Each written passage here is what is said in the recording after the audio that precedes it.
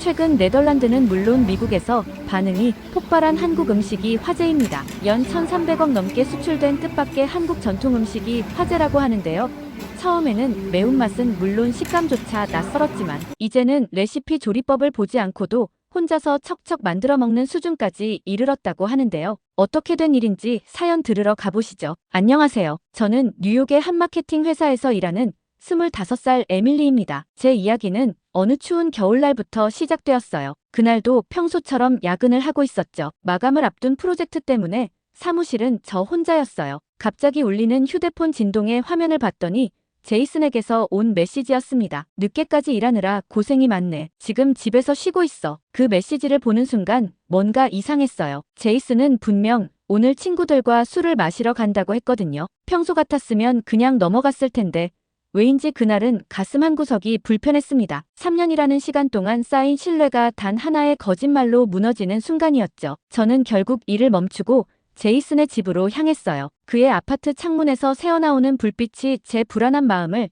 더욱 조급하게 만들었습니다. 현관 비밀번호를 누르는 제 손가락이 떨렸어요. 그동안 수없이 눌러왔던 그 번호가 이렇게 무겁게 느껴진 적은 없었죠. 문을 열고 들어서자마자 들려온 여자의 웃음소리에 제 심장이 멎는 것 같았어요. 거실에는 와인 2잔이 놓여 있었고 제이슨의 침실에서는 낯선 향수 냄새가 났습니다. 그리고 침대에서 더 이상의 자세한 설명은 하고 싶지 않네요. 그 순간을 떠올리면 아직도 속이 메스꺼워져요. 제이슨은 당황한 기색도 없이 오해가 있는 것 같다며 뻔한 변명을 늘어놓았죠. 그의 태도는 마치 이런 일이 처음이 아닌 것처럼 자연스러웠어요. 아마도 정말 처음이 아니었나 봅니다. 그날 밤 저는 맨해튼의 차가운 거리를 몇 시간이나 헤맸어요. 눈물도 나오지 않았죠. 그저 멍하니 걸으면서 지난 3년을 돌아보게 되었습니다. 처음 만났을 때 제이슨은 완벽한 신사였어요. 성공한 변호사, 좋은 집, 멋진 차, 겉으로 보기에 그는 모든 여자들이 꿈꾸는 이상형이었죠. 하지만 이제 와서 생각해보면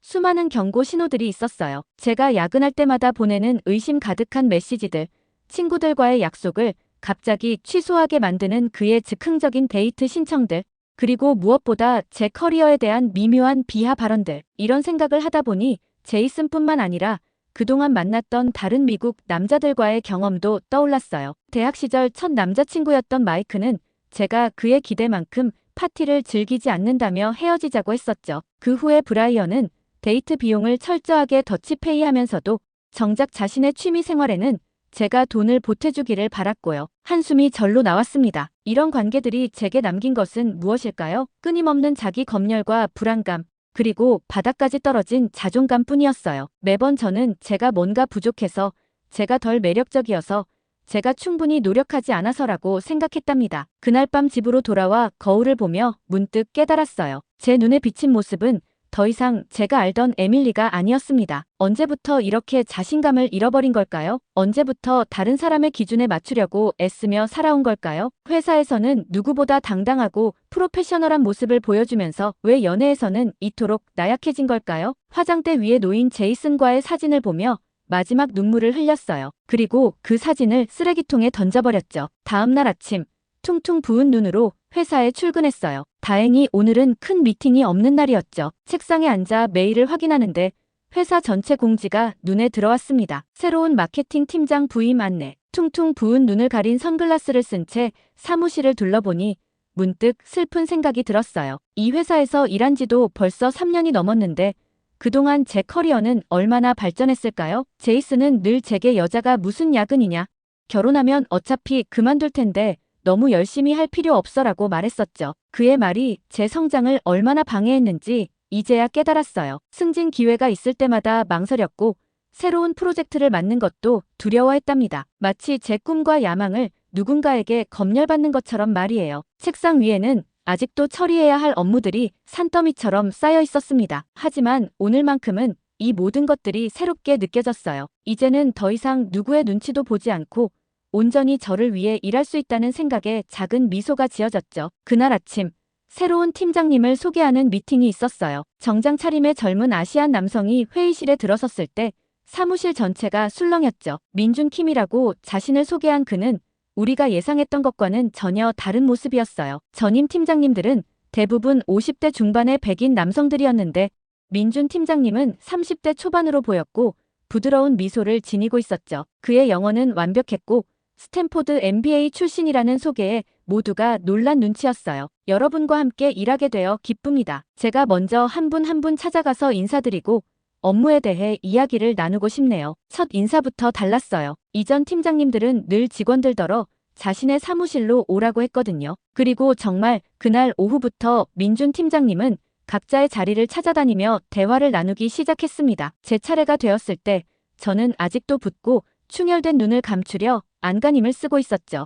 에밀리 씨, 지난 프로젝트 결과 보고서 잘 봤습니다. 특히 타겟 고객층 분석이 인상적이었어요. 그의 첫 마디에 저는 깜짝 놀랐어요. 그 보고서는 제가 한 달 전에 제출한 것인데 새로 부임한 팀장님이 이미 검토했다는 사실이 신선한 충격이었죠. 아, 감사합니다. 어색하게 대답하는 제게 그는 빙그레 웃으며 말했어요. 에밀리 씨가 우리 팀의 핵심 인재라고 들었습니다. 앞으로 큰 기대를 하고 있어요. 순간 눈물이 날 것 같았어요. 어제 일로 마음이 약해져 있던 터라 누군가 제 능력을 인정해주는 말을 듣자 감정이 복받쳐 올랐거든요. 하지만 꾹 참았죠. 전문가답게 보이고 싶었으니까요. 그날부터 사무실 분위기가 조금씩 달라지기 시작했어요. 민준 팀장님은 매주 월요일 아침 미팅에서 모든 팀원들의 의견을 경청했고 누군가 좋은 아이디어를 내면 즉석에서 칭찬을 아끼지 않았죠. 특히 인상 깊었던 건 야근 문화를 대하는 태도였어요. 효율적으로 일하면 정시에 퇴근할 수 있어야 해요. 늦게까지 남아있다고 해서 좋은 결과가 나오는 건 아니니까요. 이런 말을 하는 상사는 처음이었죠. 며칠 뒤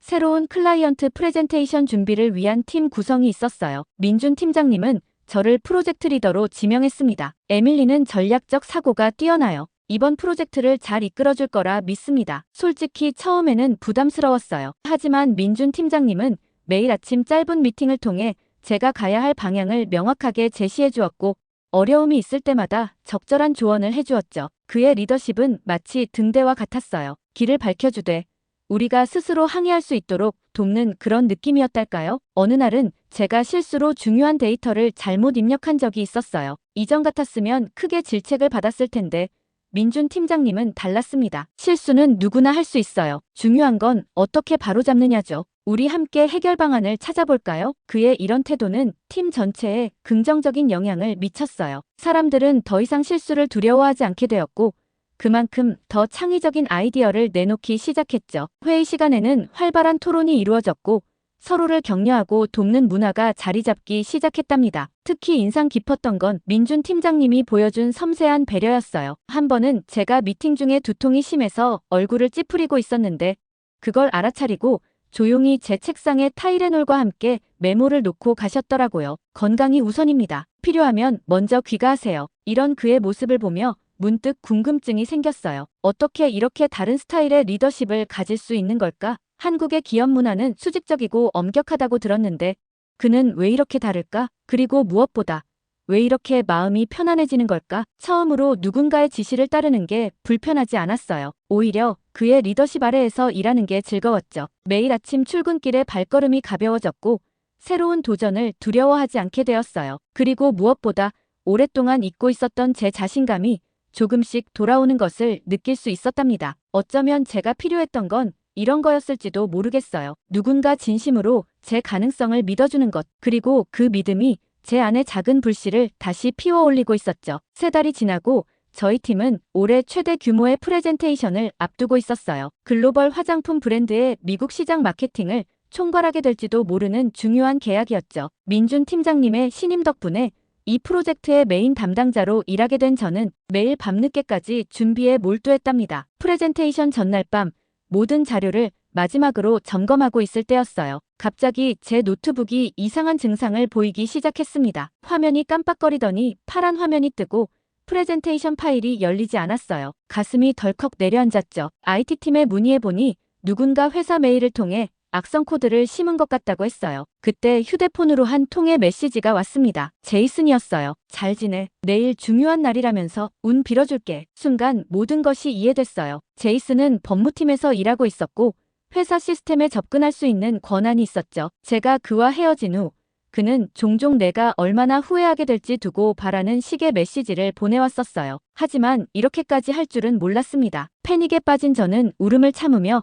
민준 팀장님께 전화를 걸었어요. 밤 11시가 넘은 시간이었는데도 그는 곧바로 전화를 받으셨죠. 상황을 설명하자마자 15분만 기다려주세요라는 짧은 답변과 함께 전화가 끊겼어요. 정확히 15분 후 민준 팀장님이 숨을 헐떡이며 사무실에 도착했습니다. IT팀 담당자도 곧 올 거예요. 일단 진정하고 차 한 잔 마시죠. 그의 목소리에는 이상하리만치 침착함이 묻어 있었어요. 민준 팀장님은 제 옆에 앉아 차분하게 말했습니다. 에밀리, 우리에겐 아직 시간이 있어요. 백업 자료도 있고 최악의 경우 밤을 새워서라도 다시 만들면 되죠. 혼자가 아니에요. 우리가 함께니까요. 그 말에 눈물이 왈칵 쏟아질 것 같았어요. 하지만 곧바로 이어진 그의 말은 제 마음을 다잡아 주었죠. 하지만 지금은 울 때가 아니에요. 이 상황을 어떻게 극복하느냐가 당신의 진짜 실력을 보여줄 기회예요. IT팀이 도착하고 복구 작업이 시작됐어요. 다행히 제가 클라우드에 수시로 백업해둔 자료들이 있었고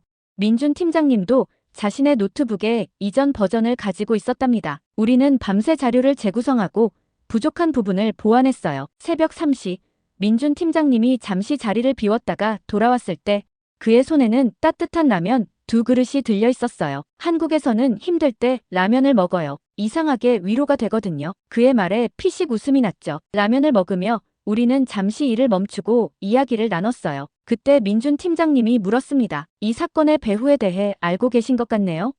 저는 잠시 망설이다 제이슨에 대한 이야기를 털어놓았어요. 민준 팀장님은 차분하게 제 이야기를 듣더니 말했습니다. 내일 아침 첫 일정으로 법무팀 미팅이 잡혀 있어요. 이런 행위는 회사 규정상 중대한 위반 사항이에요. 걱정하지 마세요. 제가 책임지고 해결하겠습니다. 새벽 5시, 우리는 마침내 모든 자료를 복구하고 재정리하는데 성공했어요. 오히려 전보다 더 나은 프레젠테이션이 완성됐다고 자부할 수 있을 정도였죠. 민준 팀장님은 피곤한 기색도 없이 프레젠테이션 리허설까지 도와주셨어요. 이제 집에 가서 2시간이라도 눈을 붙이세요. 프레젠테이션은 제가 보장합니다. 에밀리라면 충분히 해낼 수 있어요. 그의 말에는 이상한 마법 같은 게 있었어요. 그 말을 들으니 정말로 할 수 있을 것 같다는 자신감이 생겼거든요. 결과적으로 그날의 프레젠테이션은 대성공이었어요. 클라이언트들은 우리의 제안에 큰 감명을 받았고 계약은 성사됐죠. 하지만 그날 제가 얻은 건 단순한 비즈니스 성공이 아니었어요. 누군가를 온전히 신뢰할 수 있다는 것,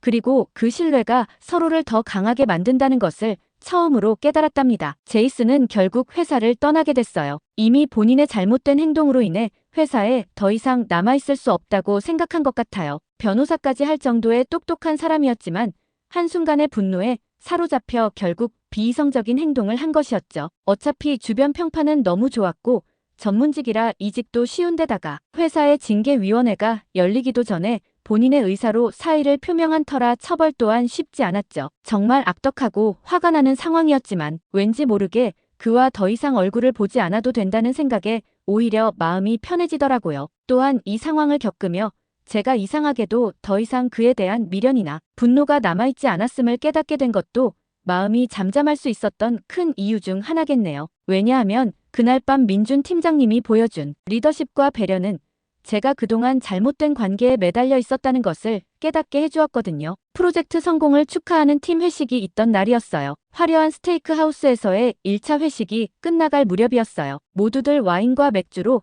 취기가 오른 상태였죠. 그때 민준 팀장님이 슬쩍 제안을 했어요. 여러분, 2차로 특별한 곳에 가보는 건 어떠세요? 제가 진짜 한국식 회식을 소개해드리고 싶은데 다들 이미 배가 부르다고 했지만 호기심에 결국 따라 나섰어요. 맨해튼 한복판의 모던한 한식당으로 들어서는 순간 낯선 향신료 냄새가 코끝을 스쳤습니다. 이미 배부르시겠지만 이건 꼭 드셔보셔야 해요. 2차의 하이라이트죠. 민준 팀장님의 얼굴에는 마치 아이처럼 설렘이 가득했어요. 그는 주문을 도맡아 했고 우리는 모두 그를 믿기로 했죠. 곧 테이블 중앙에 빨간색 음식이 등장했어요. 마치 용암처럼 보글보글 끓고 있었죠. 이건 떡볶이예요. 한국에서는 술자리 안주로도 인기 있는 길거리 음식이에요. 민준 팀장님의 설명에 모두가 호기심 어린 눈으로 그릇을 들여다봤어요. 어머, 이렇게 빨간 걸 밤늦게 먹어도 되는 거예요?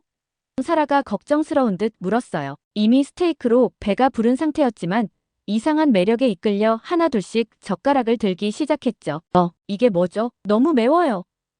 첫 입을 먹자마자 저도 모르게 소리를 질렀어요. 와인으로 살짝 취기가 오른 상태였는데 매운맛이 정신을 번쩍 들게 했죠. 하지만 이상하게도 멈출 수가 없었어요. 달콤하면서도 매운맛이 자꾸만 젓가락을 움직이게 만들었고 쫄깃한 떡의 식감은 지금까지 경험해보지 못한 새로운 것이었거든요. 이래서 한국에서는 술 마신 후에 떡볶이를 찾는 거예요. 해장도 되고 다음날 속도 편하고. 민준 팀장님의 설명에 다들 고개를 끄덕였어요. 실제로 스테이크로 채워진 배가 이상하게 가벼워지는 느낌이었죠. 특히 재미있었던 건 평소 까다로운 입맛을 자랑하던 마이크의 반응이었어요. 이거 중독성 있는데 소주 한 병 더 가져다 주세요. 그가 이렇게 적극적인 모습을 보인 건 처음이었죠. 한국에서는 이렇게 다 같이 한 접시를 나눠 먹는 게 친해지는 방법 중 하나예요. 민준 팀장님의 말처럼 우리는 어느새 더 가까워진 것 같았어요. 1차에서의 격식 있는 분위기와는 달리 매운 음식에 빨개진 얼굴로 웃고 떠드는 모습이 정말 자연스러웠죠. 파전, 순두부찌개 같은 안주들이 계속 나왔어요. 매운 거 먹고 시원한 국물로 달래주는 게 포인트예요. 민준 팀장님의 조언대로 했더니 정말 그런 것 같았어요. 1차에서 마신 와인과는 전혀 다른 새로운 음주 문화를 경험하는 것 같았죠. 이제 한국식 건배 한번 해볼까요? 1, 2, 3.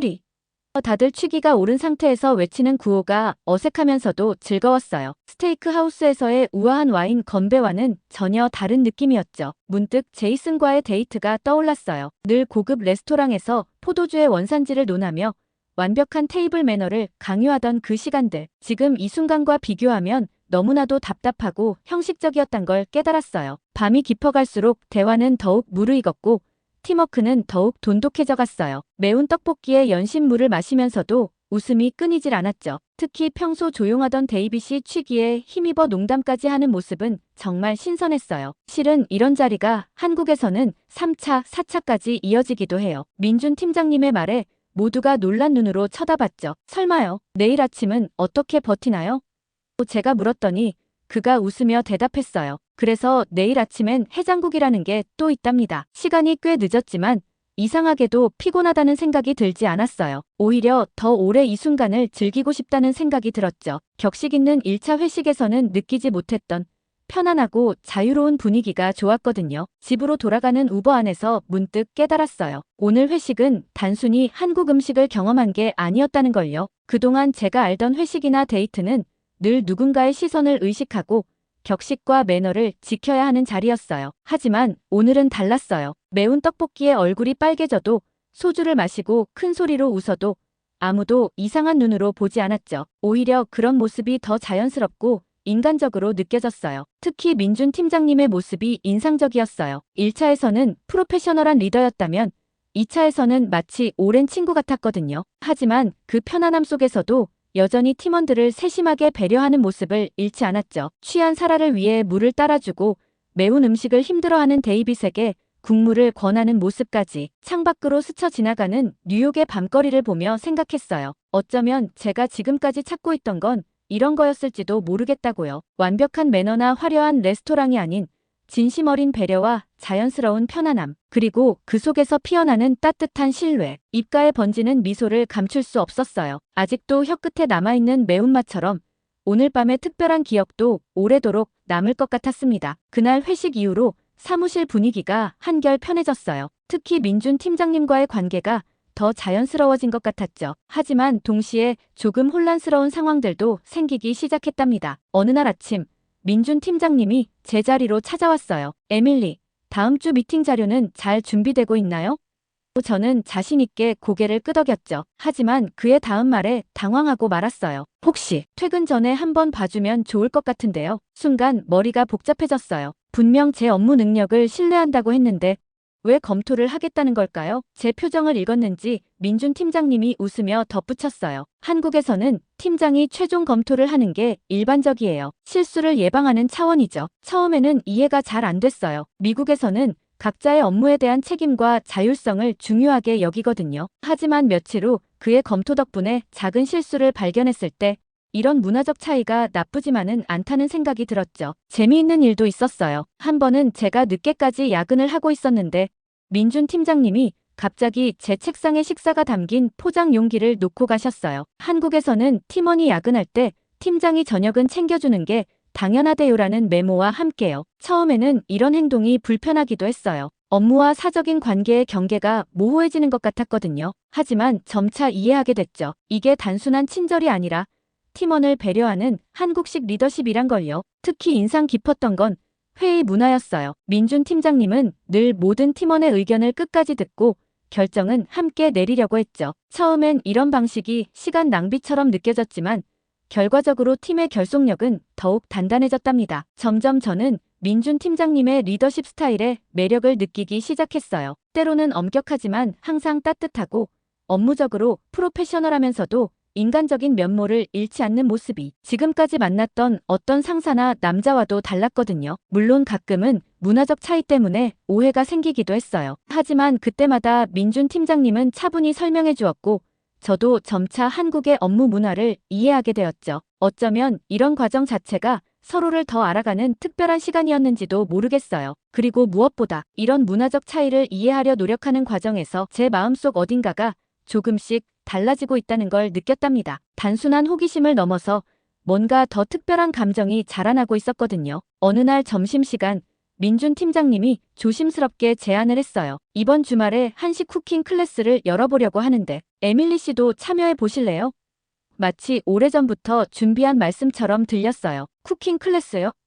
제가 묻자 그가 설명을 이어갔어요. 네, 제가 주말마다 한인 커뮤니티 센터에서 한식을 가르치고 있거든요. 지난번 회식 때 떡볶이를 좋아하셨잖아요. 이번에는 직접 만들어보는 건 어떨까 해서요. 순간 망설여졌어요. 주말에 상사와 시간을 보낸다는 게 부담스럽기도 했고 요리라는 것도 제게는 늘 실패의 영역이었거든요. 하지만 그의 진심 어린 눈빛을 보니 거절하기가 어려웠죠. 토요일 오후 맨해튼의 작은 한인 커뮤니티 센터에 도착했어요. 민준 팀장님은 평소의 정장 차림이 아닌 캐주얼한 옷차림이었는데 왠지 더 젊어 보였죠. 오늘은 팀장님이 아닌 선생님으로 불러주세요라며 웃던 모습이 아직도 기억나요. 수업이 시작되고 민준 선생님은 전혀 다른 사람이 된 것 같았어요. 업무적인 모습은 온데간데 없고 마치 오랜 친구처럼 편안하게 요리를 설명해 주었죠. 떡볶이는 단순한 음식이 아니에요. 한국인의 추억과 정이 담긴 음식이죠. 재료를 손질하면서 그는 한국의 이야기들을 들려주었어요. 학교가 끝나고 친구들과 떡볶이를 먹던 추억, 시험 끝나고 위로받던 간식, 첫 월급으로 어머니께 사드린 떡볶이. 그의 이야기를 들으며 음식에는 단순한 맛 이상의 것이 담길 수 있다는 걸 깨달았죠. 소스를 만들 때가 제일 중요해요. 너무 맵지 않게, 하지만 충분히 달콤하게. 그의 설명을 들으며 고추장을 풀어가는데 문득 이 과정이 마음의 상처를 치유하는 것과 비슷하다는 생각이 들었어요. 천천히, 조심스럽게, 하지만 포기하지 않고 맛있게 되고 있어요. 에밀리는 요리에 소질이 있네요. 민준 선생님의 칭찬에 어깨가 으쓱했어요. 제이슨은 늘 제 요리를 맛없다고 했었는데 문득 그 생각이 스쳐 지나가다가 이상하게도 더 이상 아프지 않다는 걸 느꼈어요. 떡볶이가 보글보글 끓을 때마다 교실은 웃음소리로 가득했어요. 저 혼자가 아닌 다른 수강생들도 있었는데 다들 처음 보는 사이인데도 마치 오래된 친구처럼 자연스러웠죠. 실수로 떡을 너무 오래 삶은 수강생을 위해 모두가 새 떡을 나눠주고 매운맛에 헐떡이는 사람에게 물을 건네는 모습들. 마침내 완성된 떡볶이를 다 같이 맛보는 시간. 제가 만든 음식인데도 이상하게 맛있었어요. 비결이 뭔지 알아요? 에밀리가 즐기면서 만들었기 때문이에요. 민준 선생님의 말에 가슴이 따뜻해졌죠. 수업이 끝나고 뒷정리를 하면서 민준 선생님이 조심스럽게 물었어요. 다음 주에는 김치찌개를 만들어 볼 건데 또 오실 건가요? 그의 목소리에서 살짝 긴장감이 느껴졌어요. 마치 데이트 신청을 하는 것처럼요. 매주 토요일 한식 쿠킹 클래스는 제 삶의 새로운 활력이 되었어요. 김치찌개, 불고기, 비빔밥, 새로운 요리를 배울 때마다 제 마음도 조금씩 성장하는 것 같았죠. 특히 민준 선생님, 아니, 이제는 그냥 민준이라고 부르게 된 그와의 시간은 특별했어요. 그러던 어느 날 뜻밖의 일이 일어났어요. 새로 이직한 회사에서 승승장구하고 있다는 제이슨이 갑자기 연락을 해온 거예요. 처음에는 사과하는 척하더니 제가 다시 만나주지 않자 이상한 소문을 퍼뜨리기 시작했어요. 한국인 상사와 부적절한 관계라느니 승진을 위해 아양을 떤다느니 상처받고 흔들렸죠. 하지만 이번에는 달랐어요. 떡볶이를 만들며 배운 것처럼 뜨거운 감정을 적절히 식히고 달콤한 해결책을 찾아야 한다는 걸 알았거든요. 민준에게 솔직하게 상황을 털어놓았고 그는 제가 생각한 것보다 더 현명하게 대처해 주었어요. 이런 상황에서 가장 중요한 건 당당함이에요. 우리가 부끄러워할 일은 아무것도 없잖아요. 그의 말에 용기를 얻었죠. 회사에도 상황을 공개적으로 알렸고 오히려 많은 동료들이 저희를 지지해 주었어요. 제이슨의 마지막 발악은 우리를 더 가깝게 만들었을 뿐이었어요. 어느 날 민준이 사무실로 찾아와 모든 동료들 앞에서 공식적으로 저에게 데이트를 신청했거든요. 에밀리, 우리 이제 떡볶이 말고 다른 것도 같이 먹어볼까요? 그렇게 시작된 우리의 관계는 떡볶이처럼 달콤하고 매콤했어요. 서로 다른 문화의 차이를 이해하고 존중하는 과정이 때로는 매웠지만 그 속에 담긴 달콤함은 더없이 특별했죠. 민주는 한국식 데이트 문화를 알려주었고 저는 미국식 개인주의를 설명했어요. 우리는 서로의 차이를 인정하면서도 그 안에서 우리만의 새로운 방식을 만들어갔답니다. 커플 앱을 사용하면서도 개인의 시간을 존중하고 밸런타인데이에는 서로에게 초콜릿을 주고받는 식으로요. 특히 좋았던 건 음식을 통해 서로를 이해하게 된 거예요. 주말마다 번갈아가며 한식과 양식을 만들었는데 실패해도 웃으면서 다시 도전할 수 있었죠. 민준이 처음으로 스테이크를 굽다가 실패했을 때도 저희는 그냥 피자를 시켜 먹으며 웃을 수 있었어요. 제이슨의 소문은 자연스럽게 잊혀졌어요. 오히려 많은 동료들이 저희를 워너비 커플이라고 부르기 시작했죠. 서로 다른 문화를 이해하고 존중하는 모습이 부러웠다나요? 지금 저는 행복해요. 예전처럼 누군가의 기준에 맞추려 노력하지 않아도 있는 그대로의 제가 사랑받을 수 있다는 걸 알게 되었거든요. 민주는 제가 스스로를 사랑하는 법을 가르쳐준 첫 번째 사람이에요. 떡볶이를 처음 먹었을 때처럼 우리의 사랑도 처음엔 낯설고 두려웠지만 이제는 멈출 수 없는 맛이 되었어요. 매콤달콤한 이 맛이 평생 제 곁에 있었으면 좋겠다고 생각합니다. 오늘도 민준과 저는 새로운 레시피를 연구해요. 인생이라는 레시피를 말이죠. 가끔은 맵고 가끔은 달콤하지만 우리는 이제 알아요. 모든 맛이 어우러져야 진정한 맛이 된다는 것을. 그리고 저는 이제 장담할 수 있어요. 제가 만드는 떡볶이 정말 맛있어졌거든요. 마치 저의 새로운 삶처럼요. 오늘의 사연은 여기까지인데요.